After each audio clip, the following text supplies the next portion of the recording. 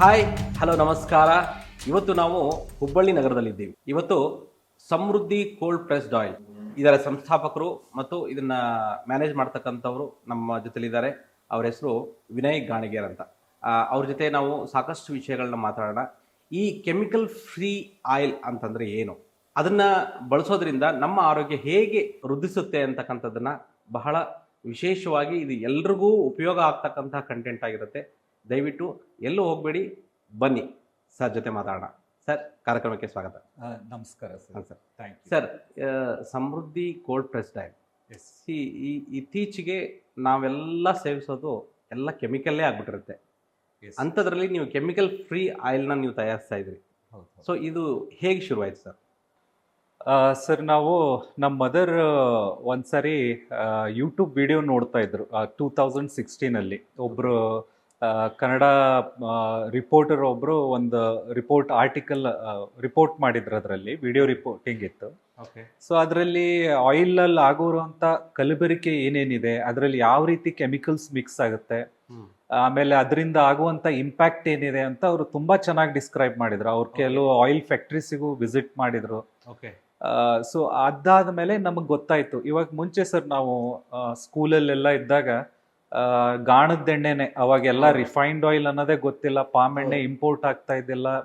So ನಮ್ದೇನ್ local grown seeds ಇತ್ತು ಅದರಿಂದನೇ ನಾವು ಎಣ್ಣೆ ಮನೆಯಲ್ಲಿ ಅದನ್ನೇ ಬಳಸ್ತಿದ್ವಿ.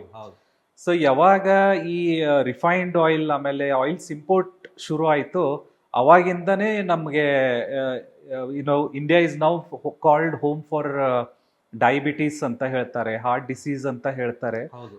The main cause behind that is major contribution is oil ಅಂತ ಹೇಳ್ಬೋದು. ಎಂಟೈರ್ ಫುಡ್ ಇಂಡಸ್ಟ್ರಿಯಲ್ಲಿ ಹೈಯೆಸ್ಟ್ ಅಡಲ್ಟ್ರೇಟೆಡ್ ಆಗುವಂತ ಒಂದು ಫುಡ್ ಅಂದ್ರೆ it is edible oils.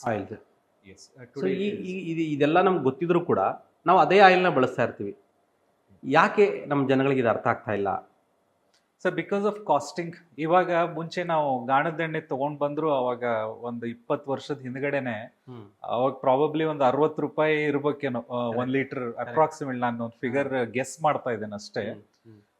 But ಅದೇ ರಿಫೈನ್ಡ್ ಆಯಿಲ್ ಬಂದ್ಮೇಲೆ ಅವರು 15 ರೂಪಾಯಿಗೆ ತಗೊಂಡ್ಬಂದ್ರೆ ಸೊ ಪ್ರೈಸಿಂಗ್ ತುಂಬಾ ಡಿಫ್ರೆಂಟ್ ಆಗ್ಬಿಡುತ್ತೆ ಜನಕ್ಕೆ. ಆಮೇಲೆ ಇಷ್ಟೊಂದು ದುಡ್ಡು ಕೊಟ್ಟು ಯಾಕೆ ತಗೊಳ್ಳೋಣ, ಅದೇ ರಿಫೈನ್ಡ್ ಆಯಿಲ್. ಆಮೇಲೆ ಆ ಟೈಮಲ್ಲಿ ಈ ಕೆಮಿಕಲ್ ಅಥವಾ ರಿಫೈನ್ಡ್ ಆಯಿಲ್ ಏನಿದೆ ಚೆನ್ನಾಗಿ ಬ್ರ್ಯಾಂಡಿಂಗು ತುಂಬಾ ಚೆನ್ನಾಗಿ ಮಾಡಿದ್ರು. ಒಳ್ಳೆ ಎಣ್ಣೆ, ಹಾರ್ಟ್ ಡಿಸೀಸ್ ಆಗಲ್ಲ, ಆಮೇಲೆ ಇದು ಹೆಲ್ತಿಗೆ ತುಂಬಾ ಒಳ್ಳೇದು ಅಂತ. ಕರೆಕ್ಟ್. ಸೊ ಆಮೇಲೆ ಅದ್ರ ರಿಸಲ್ಟ್ಸ್ ಎಲ್ಲ ಬರಕ್ಕೆ ಸುಮಾರು ಟೈಮ್ ಹಿಡುತ್ತೆ. It is a lifestyle. We cannot see result over time. ನಾವು ವಾಕಿಂಗ್ ಮಾಡಿದ ತಕ್ಷಣ 1 ವೀಕ್ ಅಲ್ಲಿ ವೇಟ್ ರೆಡ್ಯೂಸ್ ಆಗುತ್ತೆ ಅಂತ ಇರಲ್ಲ. It will take lot of time. We have to change our self a lot. So ಅದೇ ರೀತಿ ಇದು ಒಂದು ಲಾಂಗ್ ಟರ್ಮ್ ಅಲ್ಲಿ ಎಫೆಕ್ಟ್ ಬರ್ತಾ ಶುರು ಆಯ್ತು. ಕೊಲೆಸ್ಟ್ರಾಲ್ ಜಾಸ್ತಿ ಆಗ್ತಾ ಇದೆ, ಅಥವಾ ಇವಾಗ ಇದು ಶುಗರ್ ಜಾಸ್ತಿ ಆಗ್ತಾ ಇದೆ. ಆಮೇಲೆ ಹಾರ್ಟ್ ಡಿಸೀಸ್, ಚಿಕ್ಕ ಹುಡುಗರಿಗೆ 25-30 ಏಜ್ ಇರಲ್ಲ, ಅವ್ರಿಗೆ ಕೊಲೆಸ್ಟ್ರಾಲ್ ಜಾಸ್ತಿ. ಆಮೇಲೆ ಅವ್ರಿಗೆ ಹಾರ್ಟ್ ಚೆಕಪ್ ಗೆ ಹೋಗ್ತಾ ಇದ್ದಾರೆ. Very Young generation they are coming with these kind of problem. So ಇದನ್ನೆಲ್ಲ ಮೇಜರ್ ಕಾಂಟ್ರಿಬ್ಯೂಷನ್ ಆಗಿರೋದೇ ಎಡಿಬಲ್ ಆಯಿಲ್ಸ್ ಅಲ್ಲಿ. I feel it is one of the major contributors ಅಂತ. ಕರೆಕ್ಟ್. ಈಗ ನೀವು IT ಸೆಕ್ಟರ್ ಇರ್ತೀರಾ, ಸಡನ್ ಆಗಿ ಆ ಒಂದು ಸೆಕ್ಟರ್ನ ಬಿಟ್ಟು ಈ ಥರ ಒಂದು ನಿಮ್ಮ ಫ್ಯಾಮಿಲಿ ಬಿಸ್ನೆಸ್ಗೆ ಎಂಟರ್ ಆಗ್ತೀರಾ. ಸೊ ಏನದು ಮೇಜರ್ ಟರ್ನ್ ಪಾಯಿಂಟ್ ಅಂತ? ಸರ್, ನಾವು ಶುರು ಮಾಡಿದಾಗ ನಮ್ಮ ಮದರ್ಗೆ ಯಾವಾಗ ಬಂತು ದಟ್ ಇಲ್ಲ, ಇದು ತುಂಬಾ ಅಡಲ್ಟ್ರೇಟೆಡ್ ಇದೆ, ವಿ ಹ್ಯಾವ್ ಟು. ನಾವು ಫಸ್ಟ್ ಶಿಫ್ಟ್ ಆದ್ವಿ. ಇಲ್ಲ, ನಾವು ಲೋಕಲ್ ಏನು ಸೀಡ್ ಸಿಗುತ್ತೆ, ಗ್ರೌಂಡ್ನಟ್ ಸೀಡ್ ಆಗಲಿ, ಕುಸುಬೆ ಎಣ್ಣೆ ಆಗಲಿ, ಅದನ್ನ ನಾವು ಬಳಸಕ್ ಶುರು ಮಾಡೋಣ ಅಂತ. ಅವಾಗಲೇ ನಮ್ಮ ಮದರ್ ಡಿಸೈಡ್ ಮಾಡ್ಕೊಂಡ್ರು. ಇಲ್ಲ, ನಾನು ರಿಟೈರ್ಡ್ ಆದ್ಮೇಲೆ, ಅವರು ಸ್ಟೇಟ್ ಗೌರ್ಮೆಂಟ್ ಎಂಪ್ಲಾಯ್ ಆಗಿ ರಿಟೈರ್ಡ್ ಆಗಿದ್ದಾರೆ. ಸೊ ರಿಟೈರ್ಡ್ ಆದ್ಮೇಲೆ ಐ ವಾಂಟ್ ಟು ನಾವು ಗಾಣಿಗೇರೆ, ಸೊ ನಮ್ಮ ಮೂಲ ವೃತ್ತಿಯನ್ನು ನಾನು ಶುರು ಮಾಡ್ಕೊಳ್ಳೋಣ ಅಂತ ಅವ್ರಿಗೆ ತುಂಬಾ ಆಸೆ ಬಂತು. ಸೊ ನಾವು ಆಯ್ತು, ನಿಮ್ಗೆ ಇದೆ ಅಂದ್ರೆ then will go ahead and do that ಅಂತಂದು ಅವಾಗಿಂದ ರಿಸರ್ಚ್ ಶುರು ಮಾಡಿದ್ವಿ. ಯಾವ್ಯಾವ ರೀತಿ ಆಯಿಲ್ ಎಕ್ಸ್ಟ್ರಾಕ್ಟ್ ಮೆಥಡ್ಸ್ ಏನೇನಿದೆ, ಸುಮಾರು ಮೆಥಡ್ಸ್ ಇದೆ ಸರ್. ನಾವು ಮಾಡೋದು ಕಟ್ಟಿಗೆ ಗಾಣ, ಓಕೆ. ಆಮೇಲೆ ಎಕ್ಸ್ಪೆಲ್ಲರ್ಸ್ ಇದಾವೆ, ಆಮೇಲೆ ರೌಟ್ರೀಸ್ ಇದಾವೆ, ಬೇರೆ ಬೇರೆ ಮೆಥಡ್ಸ್ ಇದೆ ಎಕ್ಸ್ಟ್ರಾಕ್ಟ್ ಮಾಡಕ್ ಆಯಿಲ್. ಸೊ ನಾವು ಅದರಲ್ಲಿ ಅನಲೈಸ್ ಮಾಡಿದಾಗ ಯಾವ್ದು best, one of the best processes ಅಂದಾಗ ಕಟ್ಟಿಗೆ ಗಾಣದ ಎಣ್ಣೆಗಳು one of the best oils ಅಂತ ಗೊತ್ತಾಯ್ತು. ಸೊ ನಾವು ಡಿಸೈಡ್ ಮಾಡಿದ್ವಿ, ಇಲ್ಲ ನಾವು ಕಟ್ಟಿಗೆ ಗಾಣದ ಎಣ್ಣೆನೆ ಶುರು ಮಾಡೋಣ ಅಂತ. ಆಮೇಲೆ ಮಷಿನರಿ ಯಾವ್ದು ತಗೊಳ್ಳೋದು, ಗುಜರಾತ್ ಅಲ್ಲೂ ಸಿಗ್ತವೆ, ತಮಿಳ್ನಾಡಲ್ಲೂ ಸಿಗ್ತವೆ. ಸೊ ನಮಗೆ ತಮಿಳ್ನಾಡು ಹತ್ರ ಇರೋದ್ರಿಂದ ನಾವು ಆಯ್ತು ಇಲ್ಲಿಂದನೇ ಪರ್ಚೇಸ್ ಮಾಡೋಣ ಅಂತ ಅಲ್ಲಿ ಒಂದು 5-6 ಕಂಪ್ನಿಯಲ್ಲಿ ರಿಸರ್ಚ್ ಎಲ್ಲ ಮಾಡಿಬಿಟ್ಟು ನಾವು ಅಲ್ಲೇ ಮಷಿನ್ ಕೊಂಡ್ಕೊಂಡ್ವಿ. ಸೊ ಅಲ್ಲಿಂದ ಮತ್ತೆ ಹುಬ್ಳಿಯಲ್ಲಿ ನಾವು ಕಂಪ್ನಿ ರಿಜಿಸ್ಟರ್ ಮಾಡಿಸಿದ್ವಿ. ರಿಜಿಸ್ಟರ್ ಮಾಡಿಸಿ 2021ರಲ್ಲಿ ಕಂಪ್ನಿ ಶುರು ಆಯ್ತು. ಸಮೃದ್ಧಿ ಅಂತ 3 ಗಾಣಗಳಿಂದ ಶುರು ಮಾಡಿರೋ ಕಂಪ್ನಿ ನಮ್ದು. ಅಂದ್ರೆ ಹೇಗಿತ್ತು ಜರ್ನಿ ಅಂತ? ಸರ್ ಜರ್ನಿ ಸ್ಟಾರ್ಟಿಂಗ್ ಅಲ್ಲಿ ನಾವು ಶುರು ಮಾಡಿದಾಗ at least 1.5 year we had very difficulty ಅಂತ ಹೇಳ್ಬೋದು. ಪರ್ ಡೇ ಒಂದು ಅರ್ಧ ಲೀಟರ್ ಮಾಡ್ಬೇಕಂದ್ರೆ ಕಷ್ಟ, ಬಹಳ ಅಂದ್ರೆ 150 ರೂಪಾಯಿ ವ್ಯಾಪಾರ ಪರ್ ಡೇ ಅಷ್ಟೇ ನಮ್ದು. ಆಮೇಲೆ ಪ್ರತಿ ಜನಕ್ಕೆ ಆ ಟೈಮಲ್ಲಿ ಸ್ಯಾಂಪಲ್ಸ್ ಕೊಡ್ತಾ ಇದ್ವಿ, 50 ml ತಗೊಳ್ಳಿ ಯೂಸ್ ಮಾಡಿ ನೋಡಿ ಅಂತ. ಸೊ ಅಲ್ಲಿಂದ ನಾವು ಶುರು ಮಾಡಿರೋದು. So starting 2 years it was always investing, ದುಡ್ಡು ಹಾಕ್ತಾನೆ ಹೋಗೋದು, ಮನೆ ಕಟ್ಟೋ ತರ ಸರ್ ಇದು. ಸೊ ಒಂದ್ಸರಿ ನೀವು ಪ್ಲಿಂತ್ ಹಾಕ್ತಾ ಮನೆಯಲ್ಲಿ ಹೋಗಿ ಇರೋವರೆಗೂ ಯು ಸ್ಟಾರ್ಟ್ ಗೆಟಿಂಗ್ ರಿಟರ್ನ್ಸ್, ಅಲ್ಲಿವರೆಗೂ ನೀವು ದುಡ್ಡು ಹಾಕ್ತಾನೆ ಹೋಗ್ತಾ ಇರ್ತೀರಾ. So same way I think ಎಲ್ಲ ಮ್ಯಾನುಫ್ಯಾಕ್ಚರಿಂಗು ಇದೇ ತರ ಇರುತ್ತೆ. But it was the same journey for us.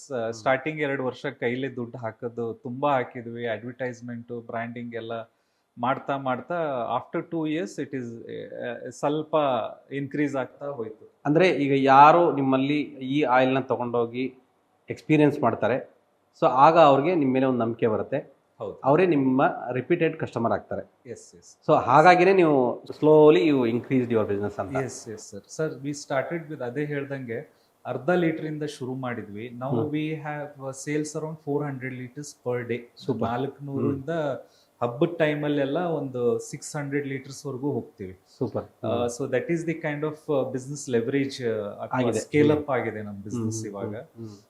So ಆಮೇಲೆ because of that demand we have increased ಆ ಪ್ರೊಡಕ್ಷನ್ ಆಲ್ಸೋ, ಇನ್ಕ್ರೀಸ್ ಮಾಡ್ತಾನೆ ಹೋಗ್ತಾ ಇದೀವಿ.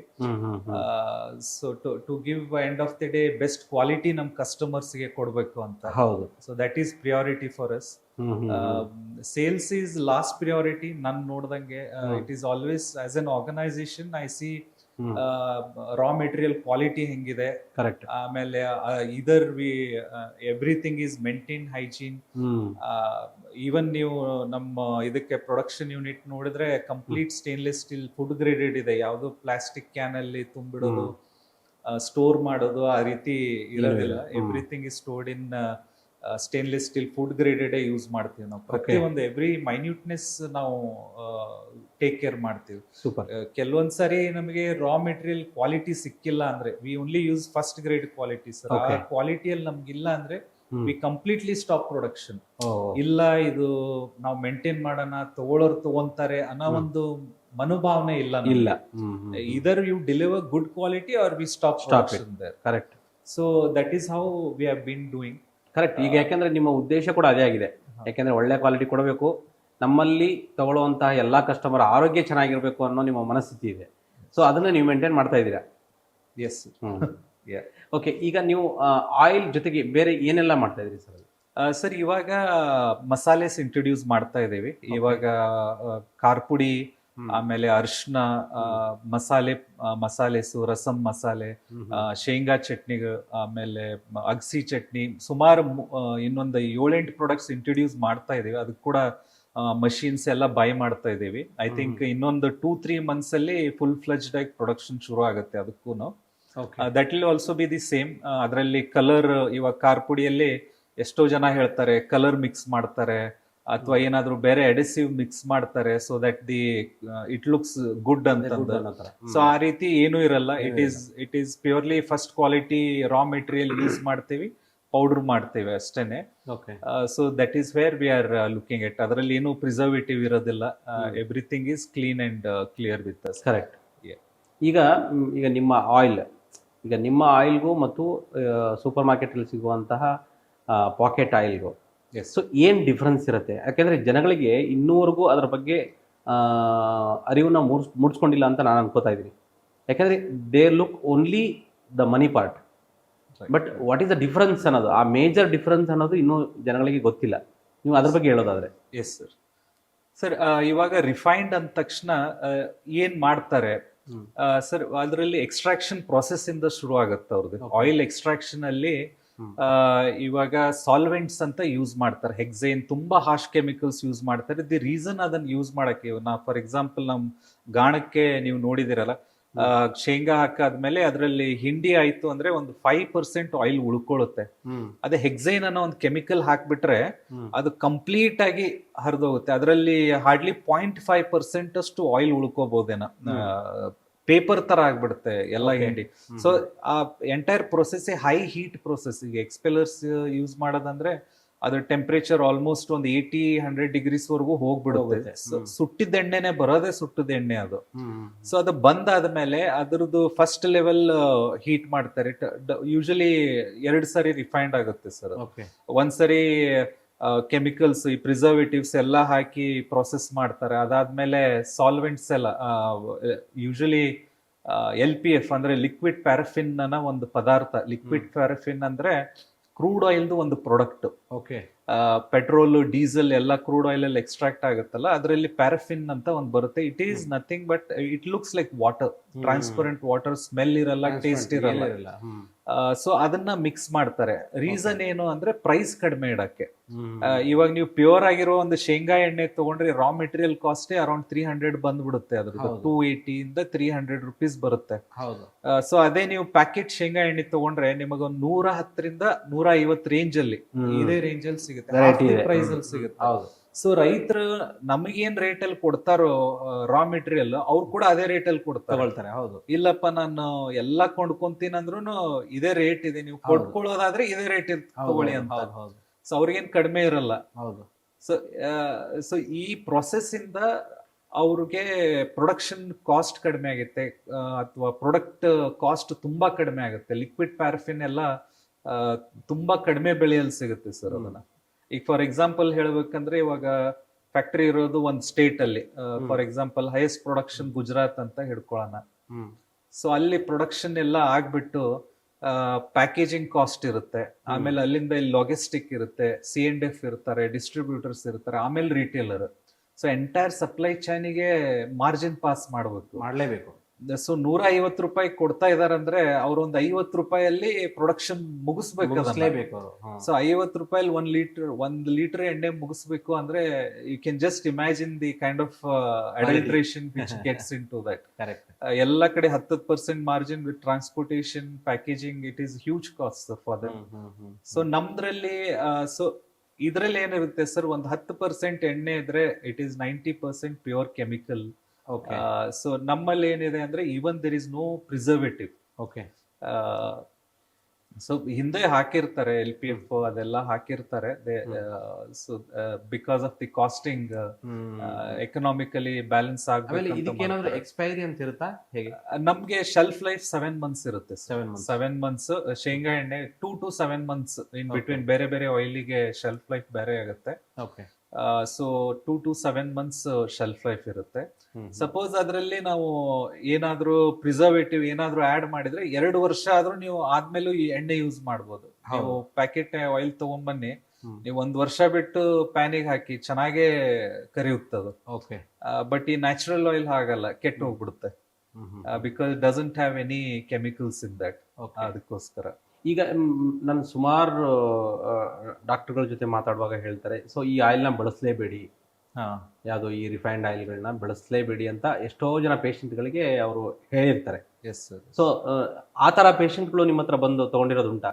ಎಸ್ ಸರ್, ತುಂಬಾ ಪೇಷಂಟ್ಸ್ ಬರ್ತಾರೆ. ಸ್ಪೆಷಲಿ ಎಷ್ಟೊಂದು ಜನ ಡಾಕ್ಟರ್ಸ್ ಪ್ರಿಸ್ಕ್ರಿಪ್ಷನ್ ಅಲ್ಲಿ ಬರ್ದ್ ಕಳ್ಸಿರ್ತಾರೆ, ಇವ್ರ ಕಡೆ ಹೋಗಿ ಈ ಆಯಿಲ್ ತಗೊಳ್ಳಿ, coconut oil, specially coconut oil ಹೇಳ್ತಾರೆ cancer ಪೇಷಂಟ್ಸಿಗೆಲ್ಲ.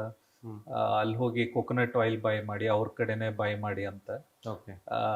So the reason sir, ನಾವು ಅಂದ್ರೆ ಕೋಕೋನಟ್ ಆಯಿಲ್ ಅಂತ ಬಂದ್ಮೇಲೆ I would like to tell that ನಾವು ಯೂಶಲಿ ಗಿಟ್ಕ ತಗೊಂತೀವಿ ಸರ್, ಓಪನ್ ಇರೋದ್ ತಗೊಳಲ್ಲ. ಓಪನ್ ಇರೋದಂದ್ರೆ ಸ್ವಲ್ಪ ಅಂದ್ರೆ ಎಲ್ಲಾ ಕಡೆ ಅಂತ ಅಲ್ಲ, ಕೆಲವು ಕಡೆ ಸಲ್ಫರ್ ಸ್ಪ್ರೇ ಮಾಡ್ತಾರೆ, ಕೆಡಬಾರ್ದು ಅಂತ, ಕಿಮಿಟ್ ಹಿಡಿಬಾರ್ದು ಅಂತ. ಸೊ ಹಾಗಾಗಿ ನಾವು ಗಿಟ್ಕ ತಗೊಂತೀವಿ. ಗಿಟ್ಕ ತುಂಬಾ ಎಕ್ಸ್ಪೆನ್ಸಿವ್. ಫಾರ್ ಎಕ್ಸಾಂಪಲ್ ಓಪನ್ ಇರೋದು ಒಂದು 250 ರೂಪಾಯಿ ಅಂದ್ರೆ ಗಿಟ್ಕ ಕಾಯಿ ಒಡಿಲಾರ್ದಿರೋದು 330-340 ರೂಪಾಯಿ. 80 rupees difference. 80 to 100 rupees ಆಗುತ್ತೆ ಸರ್. ಆಮೇಲೆ ಅದ್ರಲ್ಲಿ ಏನಾಯ್ತು, ನಾವು ಒಡೆದಾದ್ಮೇಲೆ ಅದು ಕೆಟ್ಟಿದೆ ಇಲ್ಲಿ ಅಂತ ಗೊತ್ತಾಗುತ್ತೆ. ಸೊ ನಾವು ತಗೊಂಡಿರೋ ಒಂದು 50 kg ಬ್ಯಾಗ್ ಅಲ್ಲಿ ಸುಮಾರು ಒಂದು 10-15 kg ವೇಸ್ಟಿಗೆ ಹೋಗ್ಬಿಡುತ್ತದೆ. ಸೊ ಅಷ್ಟು ವೇಸ್ಟೇಜ್ ನಾರ್ಮಲ್. ಸೊ ಈ ರೀತಿ ಎಲ್ಲ ಸ್ವಲ್ಪ ಸ್ಟ್ಯಾಂಡರ್ಡ್ಸ್ ನಾವು ಮೇಂಟೈನ್ ಮಾಡ್ತೀವಿ. ಹಾಗಾಗಿ they prefer us a lot. Okay sir, ಇವಾಗ ನಿಮ್ಮ ಸಮೃದ್ಧಿ ಕೋಲ್ಡ್ ಪ್ರೆಸ್ ಆಯಿಲ್ ಅಲ್ಲಿ ಎಷ್ಟು ಜನ ಎಂಪ್ಲಾಯೀಸ್ ಕೆಲಸ ಮಾಡ್ತಿದ್ದಾರೆ ಈಗ? ಸರ್ ಇವಾಗ 12 ಜನ ಆಗಿದ್ದಾರೆ. ಸೊ ಇವಾಗ ಇದೊಂದು ಯೂನಿಟ್ ಇದೆ, 2 ಇದಾವೆ ಯೂನಿಟ್ ಇವಾಗ. ಒಂದು ನಮ್ಮ ಶಿರೂರ್ ಪಾರ್ಕ್ ಹುಬ್ಳಿಯಲ್ಲಿ ಇರುವಂತ ಯೂನಿಟ್, ಅಲ್ಲಿ ಆಯಿಲ್ ಎಕ್ಸ್ಟ್ರಾಕ್ಷನ್ ಕಂಪ್ಲೀಟ್ಲಿ ಅಲ್ಲೇ ಆಗುತ್ತೆ. ಆಮೇಲೆ ಇನ್ನೊಂದು ಇಂಡಸ್ಟ್ರಿಯಲ್ ಎಸ್ಟೇಟ್ ಅಲ್ಲಿ ಒಂದಿದೆ. ಸೊ ಅಲ್ಲೆಲ್ಲ ಸೀಡ್ ಕ್ಲೀನಿಂಗ್ ಆಗುತ್ತೆ sir. Every hour around 2000 kg ಅಷ್ಟು ಸೀಡ್ ಕ್ಲೀನ್ ಆಗುತ್ತೆ. ಕ್ಲೀನ್ ಸನ್ಫ್ಲವರ್ ಮತ್ತೆ ಕುಸುಬೆ ಎಲ್ಲಾನು ಅಲ್ಲೇ ಕ್ಲೀನ್ ಆಗ್ಬಿಟ್ಟು ನಾವು ಪ್ರತಿ ಸೀಡ್ಸ್ ಹಸ್ಕ್ ತೆಗಿತೀವಿ ಸರ್. ವಿತ್ ಹಸ್ಕ್ ಯಾವ್ದು ಹಾಕಲ್ಲ, ಆಸ್ ಪರ್ ಸ್ಟ್ಯಾಂಡರ್ಡ್ಸ್ ಹಸ್ಕ್ ಇದು ಇರೋದು ಹಾಕ್ಬಾರ್ದು ಅಂತ. ಸೊ ಹಸ್ಕ್ ಎಲ್ಲ ತೆಗೆದ್ಬಿಟ್ಟು ನಾವು ಇಲ್ಲಿ ಬರುತ್ತೆ ಗಾಣಕ್ಕೆ, ಇದು ಆಯಿಲ್ ಎಕ್ಸ್ಟ್ರಾಕ್ಷನ್ ಬರುತ್ತೆ. ಸೊ ಅಲ್ಲಿಂದ ಈ ಪ್ರೊಸೆಸ್ ಶುರು ಆಗುತ್ತೆ. ಈಗ ನೀವು ಖಾರದ ಪುಡಿ ಅದೆಲ್ಲ ಹೇಳಿದ್ರಿ, ಅದು ಬಿಟ್ಟು ಬೇರೆ ಎಲ್ಲ ಏನ್ ಮಾಡ್ತಾ ಇದೀರಿ? ಸೊ ಇವಾಗ ಜೋಳದ ಹಿಟ್ಟು, ಗೋಧಿ ಹಿಟ್ಟು, ಆಮೇಲೆ ಪುಟಾಣಿ ಹಿಟ್ಟು, ಒಂದ್ 4-5 ರೀತಿ ಹಿಟ್ಟುಗಳನ್ನು ಇವಾಗ ಇಂಟ್ರೊಡ್ಯೂಸ್ ಮಾಡ್ತೀವಿ sir. Next at least by next 6 months ಅಲ್ಲಿ ಆ ಪ್ಲಾನ್ಸ್ ಇದಾವೆ. ಅದೇ ಈಗ ಆಲ್ರೆಡಿ ನಿಮ್ಮ ಆ ಕೋಲ್ಡ್ ಪ್ರೆಸ್ ಆಯಿಲ್ ನ ತಗೊಂಡಿರುವಂತ ಕಸ್ಟಮರ್ಗೆ ನಿಮ್ಮ ಮೇಲೆ ಆಲ್ರೆಡಿ ನಂಬಿಕೆ ಇರೋದ್ರಿಂದ ನೀವೇನ್ ಮಾಡಿದ್ರು ಕೂಡ ಅವರು ತಗೊಳ್ತಾರೆ, ಯಾಕಂದ್ರೆ ನೀವು ಆ ಲೆವೆಲ್ಗೆ ಕ್ವಾಲಿಟಿನ ಮೇಂಟೈನ್ ಮಾಡ್ತಾ ಇದೀರಿ ಅಂತ ಅರ್ಥ. ಸೊ ಹಾಗಾಗಿ ದೇ ಪ್ರಿಫರ್, ಅಂದ್ರೆ ನಿಮ್ಮ ಹತ್ರ ತಗೊಳ್ಳೋದಕ್ಕೆ ಅವರು ಇಷ್ಟಪಡ್ತಾರೆ. ಹೌದು. ಸೊ ಹಾಗಾಗಿ ಅದು ಕೂಡ ಚೆನ್ನಾಗಿ ನಡೆಯುತ್ತೆ ಅಂತ ನಮ್ಮ ಆಶಯ.